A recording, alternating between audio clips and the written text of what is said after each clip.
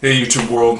Now this video is about a subject that is rarely talked about in the open or in the media. I don't care if it's conservative or liberal or independent media. No one is talking about something that's happening in Afghanistan. Now Afghanistan is in the news a lot. We hear about Afghanistan about, the spreading of freedom and democracy and all that kind of tripe nonsense to justify the war that's going on there. We hear about the Taliban and the horrible things that they do. We hear about opium and the destruction of opium plants, which is kind of foolish that, yes, the opium from Afghanistan does get turned into heroin and illicit drugs, but it's also used for opiates that are used in pharmaceuticals that are used in pain relievers around the world. And we hear about the abuse of women and horrible things that happen to women in Afghanistan too, like the woman whose nose was cut off by her husband and her brother, or some weirdness like that. But there's another side to Afghanistan that is equally as shocking, equally as just disturbing, but yet it's allowed and ignored. And I've been reading, I finally saw a newspaper clipping about it that's in the back section of a newspaper, and it just blew my mind to read about this. And it's about dancing boys who are used as sexual prostitutes and toys for the men in Afghanistan. They're known as the Bacha Bazi boys. And what it is this practice, widely practiced thing in Afghanistan where young boys as young as 5 upwards to 18 are sold, traded, and used as sodomy sex toys by grown men. And what's really shocking about this, it's not just in like rural villages and whatnot, it's the well-to-do in Afghanistan that are doing this, from levels of government to the army to the police force, are all openly abusing and raping young boys.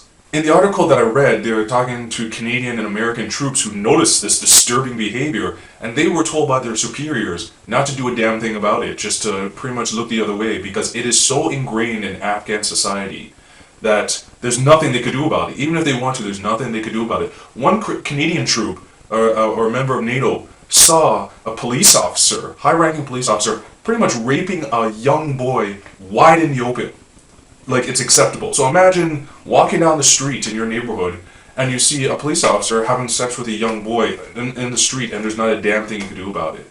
This is disturbing and scary stuff. They actually dress up these boys as girls, and they're referred to as the dancing boys because they would show off these boys and have them dance for a room of men in women's clothing, and that they would be kept as property by these men for their own, sexual gratification. And then once they turn 18, or as they put it, once they get hair on their face, then they're discarded. So you're the property of someone. And then once, they have their way with you, then they throw you away and you have nothing. And in poor areas, many fathers, I was reading in the article that many, parents who don't want to sell their kids, but realize that they have no money. The American troops have come in and wiped out all their opium crops, so the only crop that could grow in a desert country like this is gone. They have no form of income, but they have a son. And some rich, well-off Afghans, who, by the way, funneled the money from the money that NATO and the United States and Canada sent to them. It's making themselves rich, and they're just living off it. It's not to fight terror. They're freaking living high off the hog, off this money that's given by us taxpayers. They go to these villages and like, okay, you know what, I'll give you $10,000 cash for that boy. If you're a poor father and you have multiple kids to feed and you have no way of producing any income because your crops are destroyed, ultimately that's what the father in the story did. He sold his son in order to feed the rest of his family.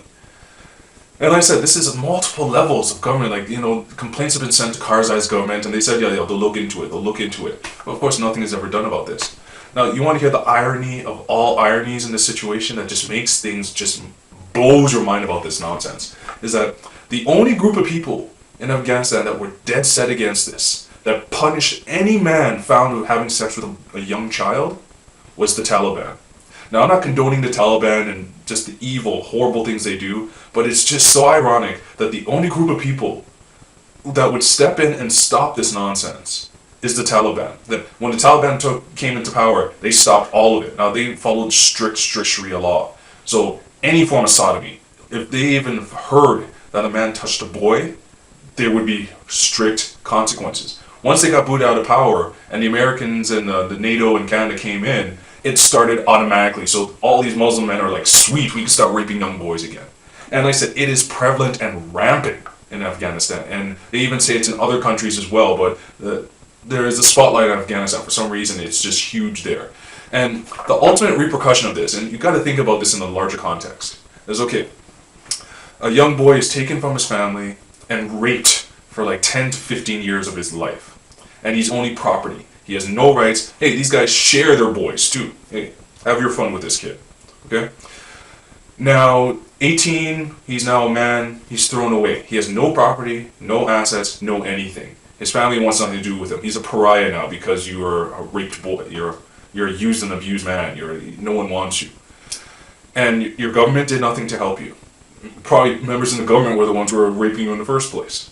The foreign troops who came in to spread freedom and rights in your country couldn't do anything to help you, even if they wanted to. Where do you go? Who do you think is the only people who would come forward and say, hey, you join us? And most likely, those boys, thousands upon thousands of them, tens of thousands of them, will freely join this group. Who do you think they're going to go to? That group is the Taliban. The group that's fighting and killing the troops and trying to take back their country.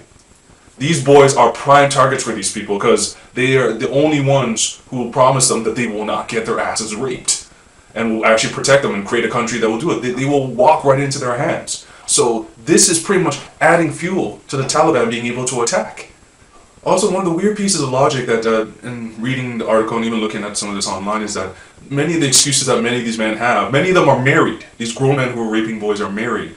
But it seems like in Afghanistan and many of these countries that women are prized possessions. That women are expensive, that they're greatly protected, that if you're caught raping a woman, the punishment is severe. And ultimately, many of them can't afford the dowry to have a girl. So if you're a father and you have a daughter, that is your prized possession, that girl, because she's worth a lot of money. And so many times the raping of girls or whatever, and not to say there's not abuses of girls, that's not what I'm saying. There's a lot of them, and you read about them in the paper, and that's the point. They're publicized when horrible things are done to girls and attacked girls, it's put out there. But boys seem to take a back seat now. And all these boys and the things that are done to these boys, and some of these stories where they're from prolapsed anuses to being shared and killed and all this stuff are completely ignored and put under the radar. And I just find this baffling.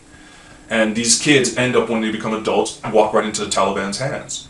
So I'm hoping to, at least put my voice on this. That, this practice of these dancing boys is disturbing.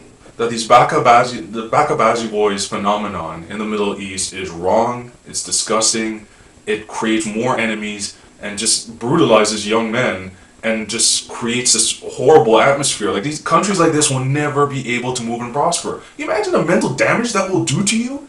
If, like in most of the world, touching kids is illegal. You will be punished severely, but it just blows your mind when you see these countries where it is technically illegal, but it's in the open. Everyone from all levels are involved. So again, I don't understand why the media doesn't touch on this and doesn't report on this more.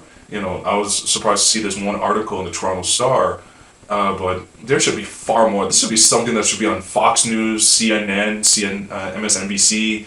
Everyone should be talking about this. Jon Stewart should be talking about this. Everyone should be talking about this. This is wrong, wrong, wrong. Muslims should be up in arms because they're so homophobic. And here we have a predominantly Muslim country raping the hell out of young men who are supposed to be the future of this damn country. So I just want to put it out there and create some form of awareness, because this is not a hot trending topic, that's out there on YouTube and in the blogosphere. Then probably, this video will probably get like a few hits, but I don't care. I want to put it out there because I think this is wrong.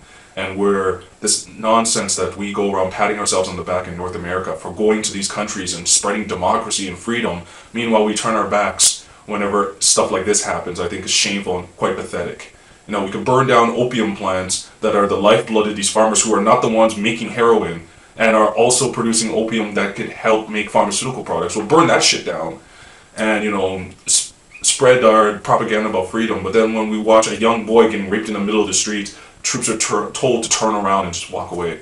It's not right. So I just wanted to put that out there. Comment, let me know what you think, and please read up on this. And I'll put the proper spelling on the screen so you know what I'm talking about. And yeah, this is the world we live in. This is reality.